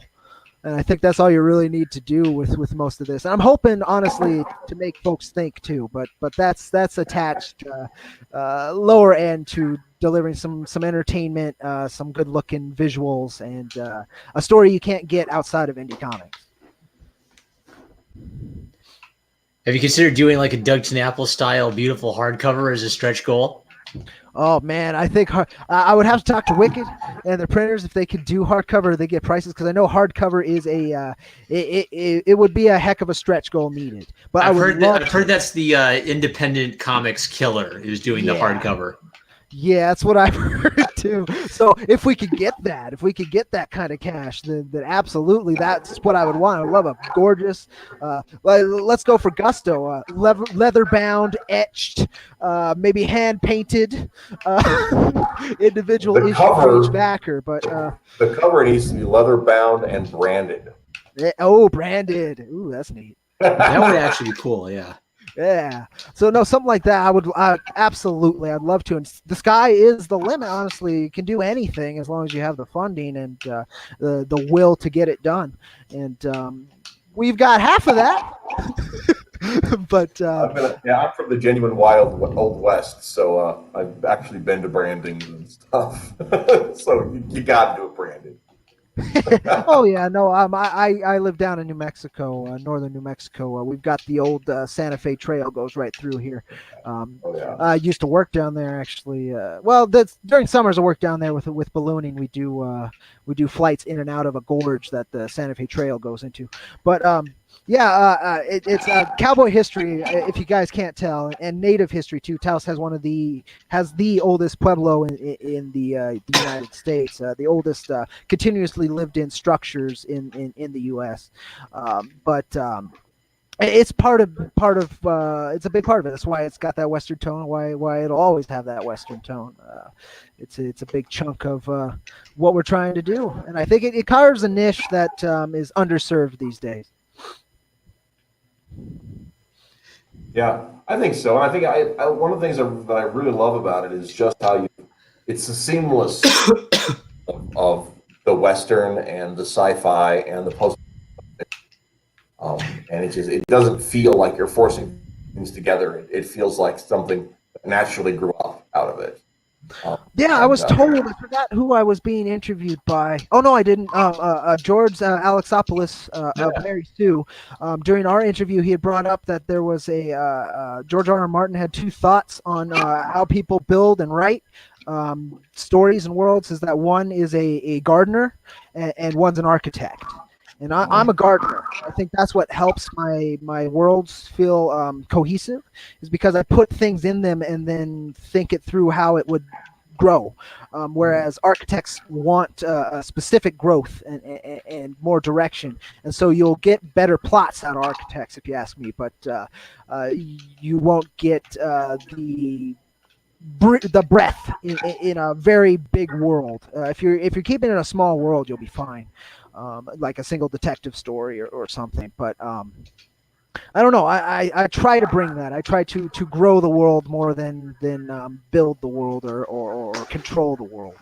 And I'm glad, because those three things could mix very poorly if done wrong. Well, I think there's definitely something to be said for that. I think you look at like a lot of B movies that try to be really but skip out on this detail or that detail, and they end up overstretching. Which back to at the risk of being critical again. No, do it. Some of the world building in issue 2 felt a little overstretching.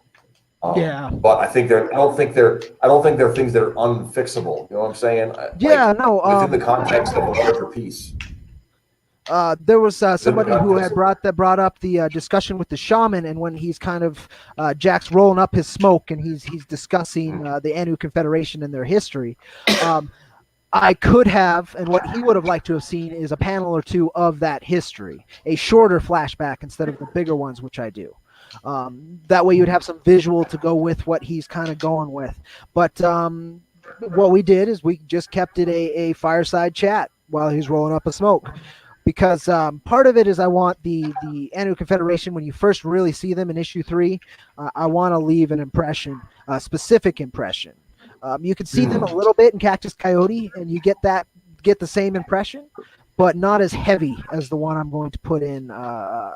They're basically the Confederacy meets the Nazis, and they're your best hope.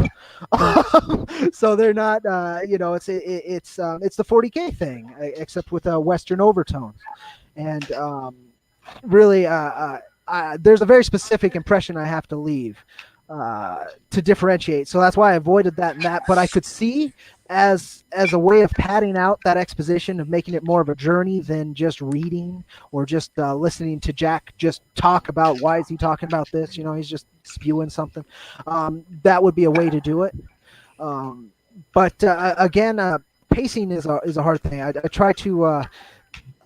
try to improve my pacing by doing the writing to the art, like I keep saying, but I can still misfire because there's just so much idea I want to get out. Right. And one of the things is that, I mentioned this in the first hour, your narrative voice is just so strong. It's just got that, you just sound like an old man telling a story, and it's beautiful.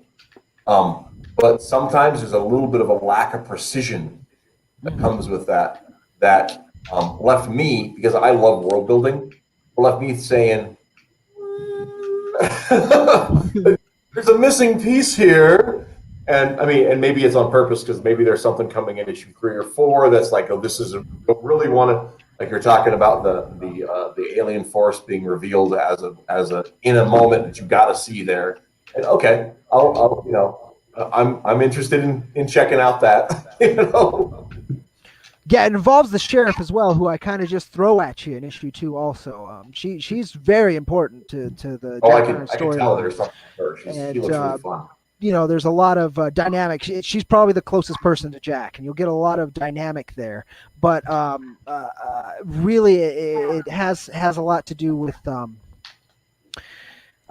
setting up the narrative, but exploring the world and not getting lost in the forest. And I do have a tendency to get lost in the forest. And, because of how much I want to get out, but not knowing how much is necessary, or as you said, a lack of precision in presenting it. And I hope I improve on that, because issue 3, issue 4 to 5, issue 3 continues a little bit of how you feel issue 1 and 2 are kind of structured. But it works more towards a flowing narrative, which you started to get in issue 2 with Sarah's little story there. You'll get more of that. You'll get more a little bit of flow. You'll get an actual conflict, a very strong, I think, a very fun conflict that goes on for more than a panel or a couple pages, and you'll get a little bit more exposition, but it's more of an interpersonal history than it is a overarching huge thing. And just to kind of get you off foot for how these characters are going to interact and how everything's going to go down. And I hope I delivered on that. But we'll see. Again, I have to write to the art, so I got to see what the art comes like. And to get the art, we got to fund. And so first, I got to figure out the funding. Got to find them greenback dollars. Got to find them greenback dollars. Well, how are you working Patreon into it? Is Patreon just going to be like sketches, or maybe like access to the comics for people who pledge a certain amount? So I do a YouTube show every Friday. That's kind of our updates and AMA and and Ask Me Anything and just a sometimes some Let's Play or whatever. Sometimes some discussion. I've been doing interviews. So I'm trying to clue YouTube a bit more into the Patreon. I'm trying to before when we were starting, we were leaning heavily into Patreon last year, while I think issue 1 was kind of in production, getting colors. Is I'd give early access to the production materials as it's coming in. I'd give access to scripts. You get access to the Ironverse Compendium, which has all the information we've Dollar Coins and I have laid out, and all the characters created, and just bios and arcs and what is what. It's the Encyclopedia Ironversica. Nice. So you got that. We were also releasing Cactus Coyote, the manga. We were releasing that exclusively on Patreon for a while. Page by page and such, and then we decided to upload it to Tapas and actually increase the length, 24 pages, went from 16 to 40, and that's been free to access, but you can get a high res of all the pages in one PDF on Patreon. There's a lot of little perks, but honestly, we haven't found anything that would warrant consistent backing.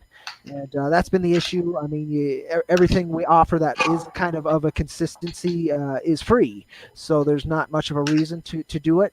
It's more of a people want to support you kind of thing. Like some people definitely use their Patreon as a business, right? Like you want to support every month to get X. Yeah, and that's what I'd rather be, because that's it's a better exchange between supporters and creators.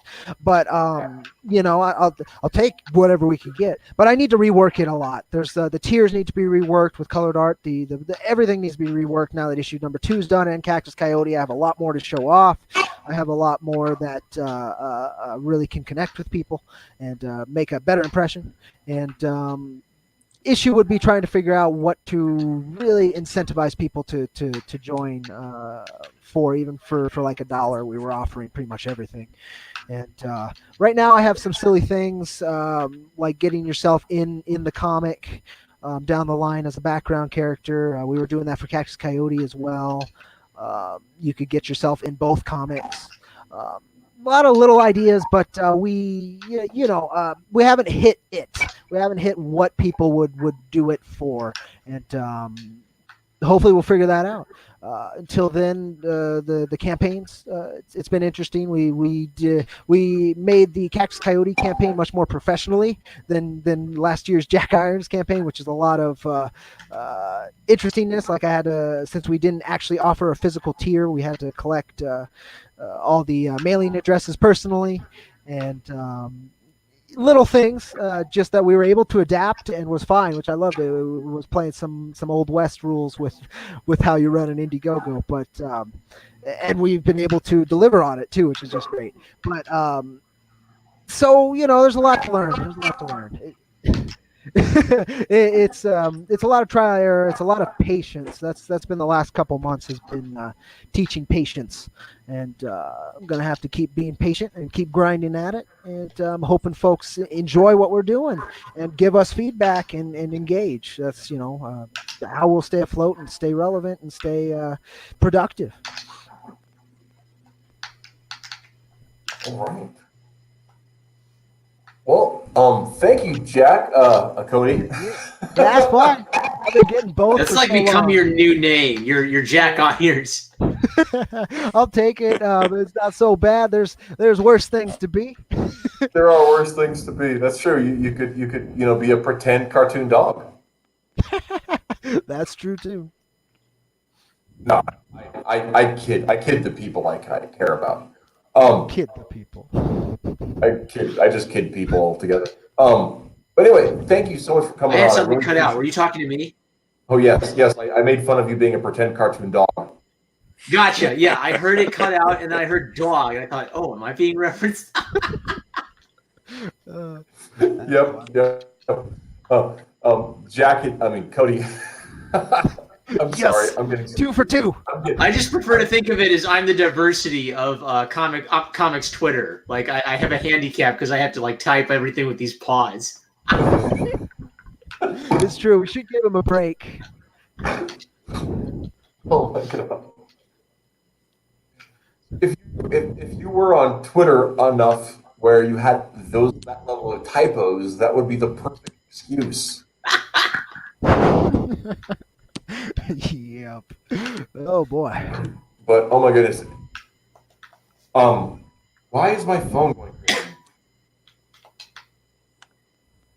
Maybe you're just popular. No, Could be I've got popular. some weird notification setting that I can't find. So like when certain people upload videos, I get like 14 email notifications. I don't know why? My I phone tried just to turn goes. off I tried to turn off as many notifications as possible. I just don't want them. Yeah. Anyway, I need to do that. Subscribe, Anyway, like, click on the bell to receive notifications of this channel, by the way. I actually get one whenever I go live. It says you're live on YouTube, and I'm like, oh geez, I didn't know that. Thank you, Google. I mean, it's good to know if your notifications are going out, right? I guess. I don't know. I have a small little channel. I don't even have 100 subs yet. So, and I didn't really think about that at all because I don't really care about subs, right? I mean, I'm glad that people are watching. I get about 30 views. I only usually have a couple people that stick around for every show, but I've got about, there's about 30 that catch parts or replays or whatever. And it's relatively consistent, and I appreciate that. I think it's glad that people like that. They hear what I have to say. It's humbling. I mean, But they say at the subs same- don't matter, right? Like, that's about what I get, right? Because Yeah. if you just look out and you hit the algorithm once, you'll get a lot of subs, but they may not necessarily be interested in like regularly watching content. And I'm more in it for like people who are, like into comics. They're there for all the news and updates, that kind of stuff. And also, but the thing is that I never really cared about the number of subs I had, but I've realized that in trying to like get people aware of the program, because there are people that I've known on Twitter or Facebook for years that have no idea that I do this, and they're like, "This sounds like an interesting show. Where can I find you?"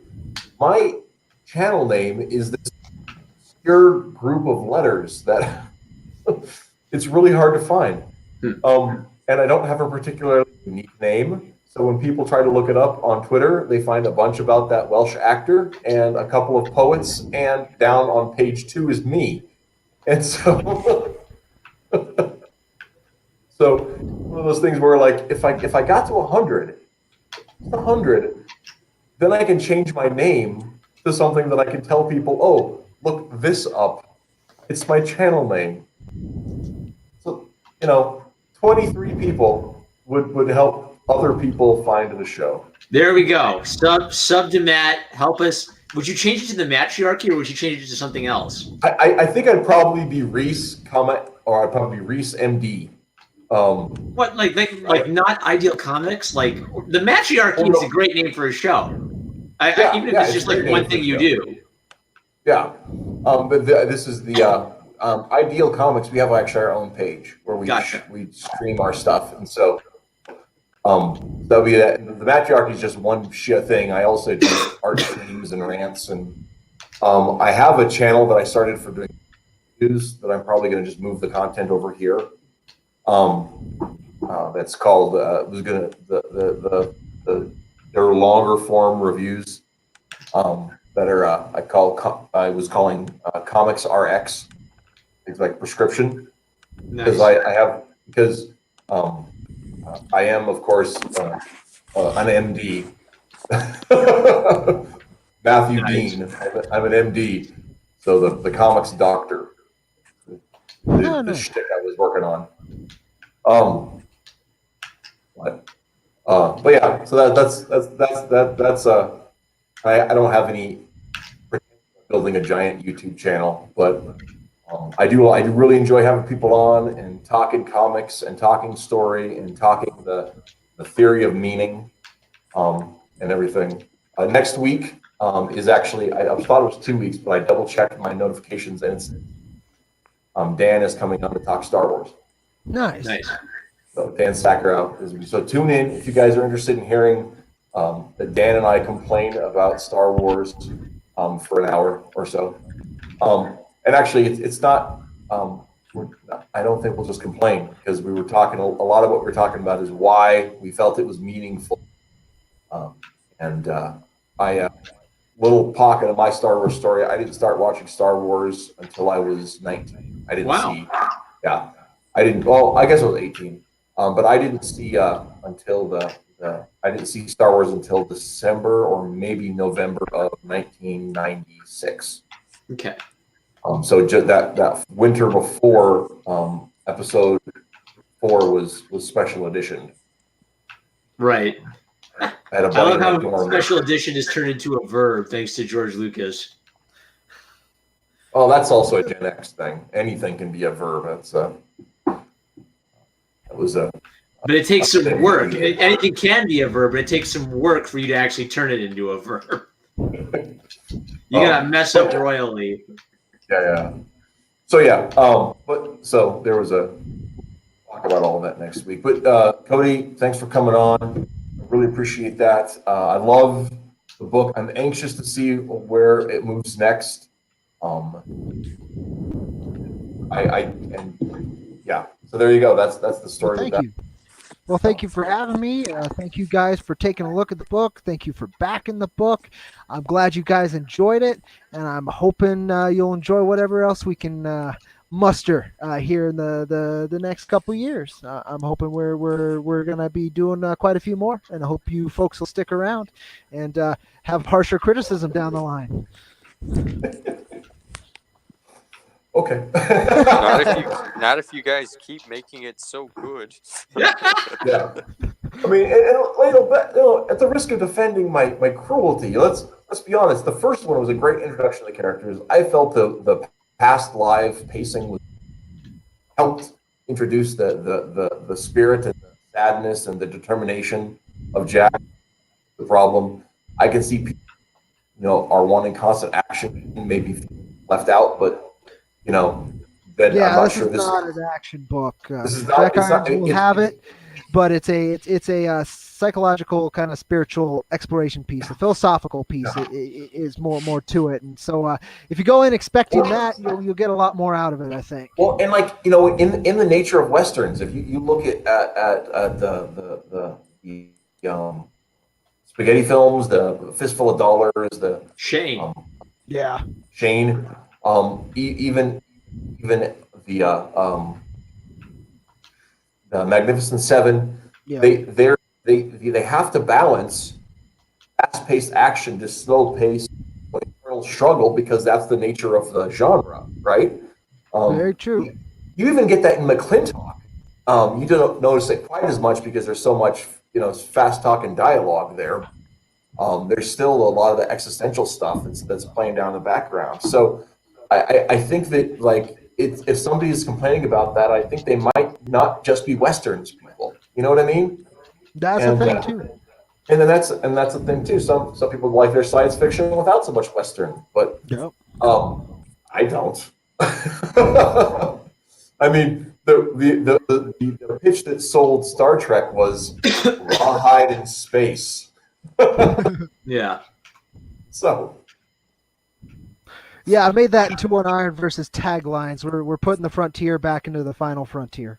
Nice. Yeah, I like that. I like that a lot. So, I mean, and that that works. I think it's a natural fit. They did it in Cowboy Bebop. They did it in Firefly.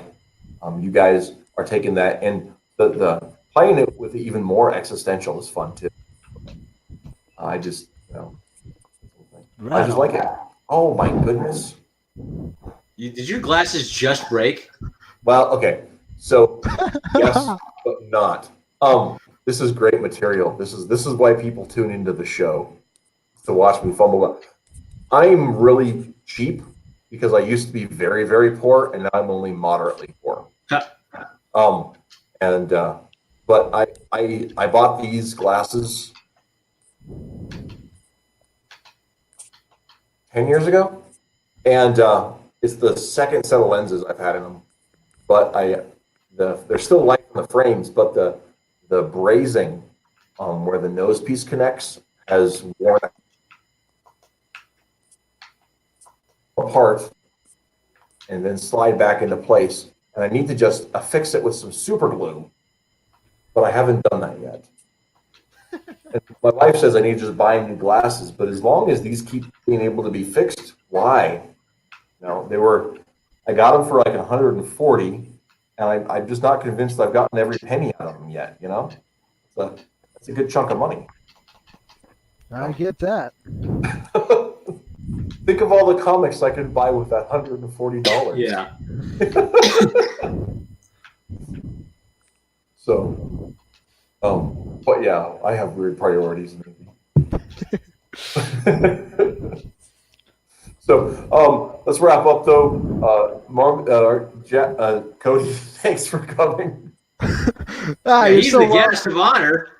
I know. We're just here to talk about the book you made. Yeah, well, thank you so much, fellas. Great talking to you again. Good talking to you for the first time, Carltoons. Good meeting you. Always catch you. I'm glad. Thank you so much again for doing this. I really appreciate it. Yeah, for those of you who are watching in the chat, there's a few out there or people that will tune in later. Of course, #1 Marmaduke fan, some of the best comic and manga reviews on Twitter. Thank you. Check him out on his channel. He's not linked because I didn't get that far when I put the stream together. Also, Carltoons is also known as Carl's Amateur Hour. You can find him on Twitter, on Facebook. He got a great comic called Hallgrave on Tapas. That is totally worth checking out. Is if you took Around the World in 80 Days, the style of that mixed with Popeye in an alternate world, you have a really good time, and it'd be very much like Hallgrave. So. And that's, and of course, I'm around. I make comics too. None of them are as pretty yet as Jack Iron. That's because a lot of the ones you see on my website are actually drawn by myself and another writer, because we're writers who like comics. So go ahead, check it out, make fun of my art. It's fine. And we are republishing our archive. So the stories that are up right now are things that were originally published in 2007. Are you republishing in reverse order or in like chronological order? Chronological. So you can follow it from the beginning.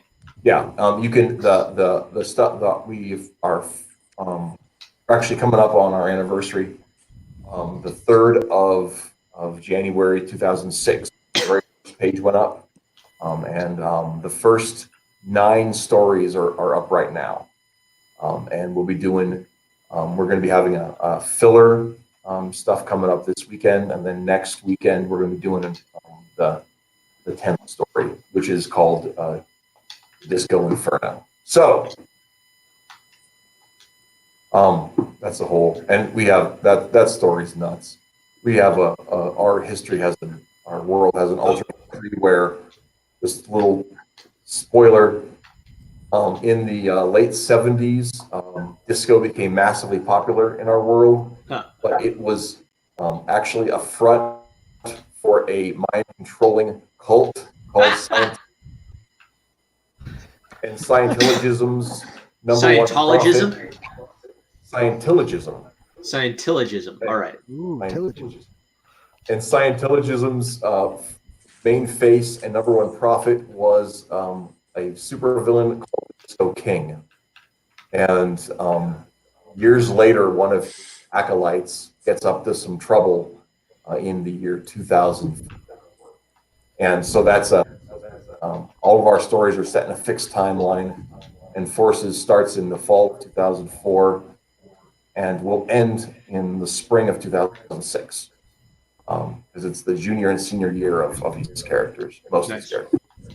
So that's the story.